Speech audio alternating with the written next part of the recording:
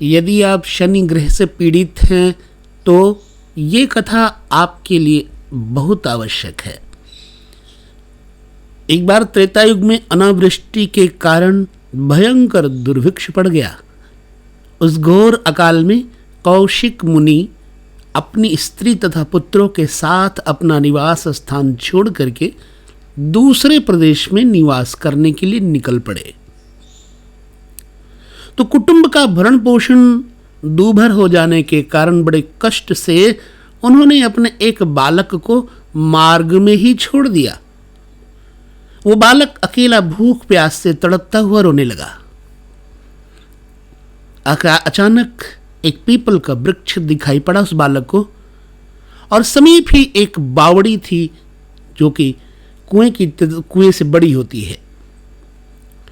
तो बालक ने वही पीपल के नीचे बैठ करके पीपल के फलों को इकट्ठा किया और उन पीपल के फलों को खाया तथा बावड़ी से ठंडा जल पिया।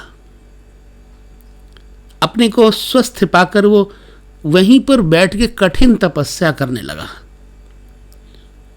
नित्य प्रति पीपल के फलों को खाकर समय व्यतीत करने लगा। काफी समय बीत गया। अचानक एक दिन नारद जी पधारे। उन्हें देख करके बालक ने प्रणाम किया और आदरपूर्वक बैठाया।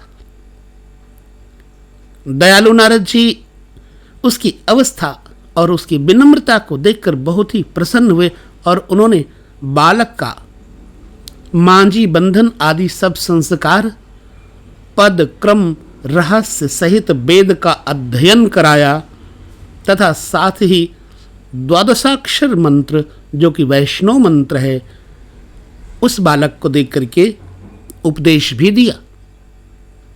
अब वो प्रतिदिन विष्णु भगवान का ध्यान और मंत्र का जप करने लगा। नारद जी भी वहीं रहे। थोड़े समय में ही बालक के तपस्या से संतुष्ट होकर भगवान विष्णु गरुड़ पर सवार होकर के वहां पहुंचे। देवर्षि नारद के वचन से बालक ने उन्हें पहचान लिया। तब उसने भगवान में दृढ़ भक्ति की मांग की। भगवान ने प्रसन्न होकर ज्ञान और योग का उपदेश प्रदान किया और अपने में भक्ति का आशीर्वाद देकर वे अंतर्ध्यान हो गए। भगवान के उपदेश से वो बालक महाज्ञानी और महर्षि हो गया। एक दिन बालक ने नारद जी से पूछा, महाराज ये किस कर्म का फल है जो मुझे इतना कष्ट उठाना पड़ा? इतनी छोटी अवस्था में भी मैं क्यों पीड़ित हो गया? मेरे माता पिता का कुछ भी पता नहीं, वे कहां हैं? फिर भी मैं अत्यंत कष्ट से जी रहा हूं। हे द्विजोत्तम, सौभाग्यवश आपने दया करके मेरा संस्कार किया और मुझे ब्राह्मणत्व प्रदान किया। कृपया बताइए मुझे ऐसा कष्ट क्यों मिला? नारद जी बोले, बालक, शनिश्चर ग्रह ने तुम्हें बहुत पीड़ा पहुंचाई है और आज ये संपूर्ण देश उनके मंद गति से चलने के कारण उत्पीड़ित है। तथा देखो वो अभिमानी शनिदेव ग्रह आकाश में प्रज्वलित दिखाई पड़ रहे हैं। ये सुनकर के बालक क्रोध से अग्नि के समान उद्दीप्त हो उठा। उसने उग्र दृष्टि से देखकर शनि को आकाश से भूमि पर गिरा दिया। शनिदेव एक पर्वत पर गिरे और उनका पैर टूट गया, जिससे वे पंगु हो गए, माने लंगड़े हो गए। देवर्षि नारद भूमि पर गिरे हुए शनिदेव को देखकर अत्यंत प्रसन्नता से नाच उठे। उन्होंने सभी देवताओं को बुलाया। ब्रह्मा, रुद्र, इंद्र, अग्नि आदि देवता वहां आए और नारद जी ने शनिश्चर की दुर्गति की स्थिति सबको दिखाई। ब्रह्मा जी ने बालक से कहा, महाभाग, तुमने पीपल के फल भक्षण करके कठिन तपस्या किया है, इसलिए नारद जी तुम्हारा नाम पिपलाद रखेंगे और उचित ही है जो तुम्हारा नाम पिपलाद रखा है। तुम आज से इसी नाम से संसार में विख्यात होगे।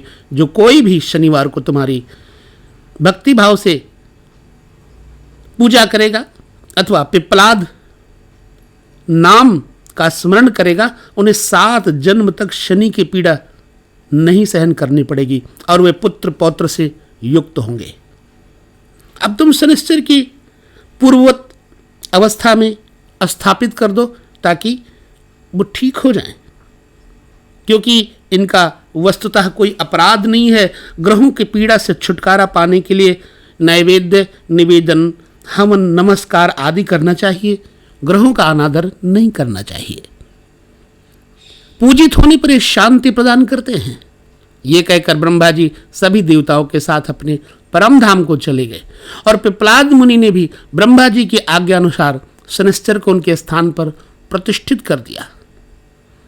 इस प्रकार से भविष्य पुराण की ये कथा है। जो व्यक्ति इस शनि उपाख्यान को अर्थात कथा को भक्तिपूर्वक सुनता है और शनि की लोहे की प्रतिमा बनाकर तेल से भरे हुए लोहे के कलश में रखकर ब्राह्मण को दक्षिणा सहित दान देता है, उसको कभी भी शनि की पीड़ा नहीं होती।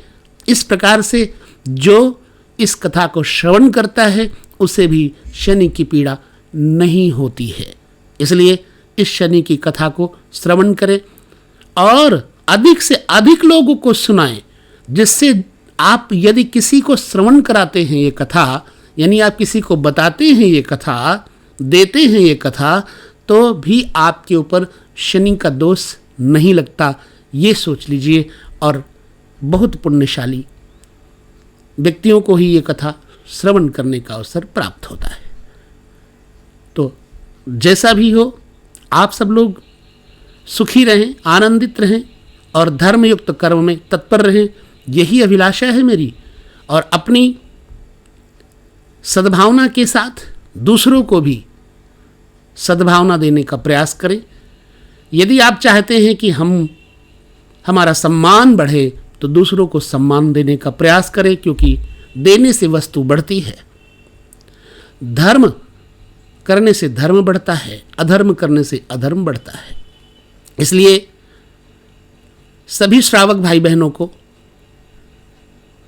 इतना जरूर ध्यान रखना चाहिए कि अगर हमने दुख दिया है तो हमें दुख मिलेगा, सुख दिया है तो सुख मिलेगा। संसार में हम वही प्राप्त कर रहे हैं जो हमने पिछले जन्म में दिया है। इसलिए यदि कोई कष्ट है, दुख है, तो उसके निवारण के लिए उपचार है। तो ये उपचार शनिदेव के लिए आप लोगों को श्रवण कराया। कृपया दूसरों को भी ये श्रवण कराएं ताकि आपको अधिक से अधिक लाभ मिले और शनिदेव आप पर प्रसन्न हो। ओम नमो नारायण। इसी के साथ मैं लेता हूँ विदा। जय श्री राम।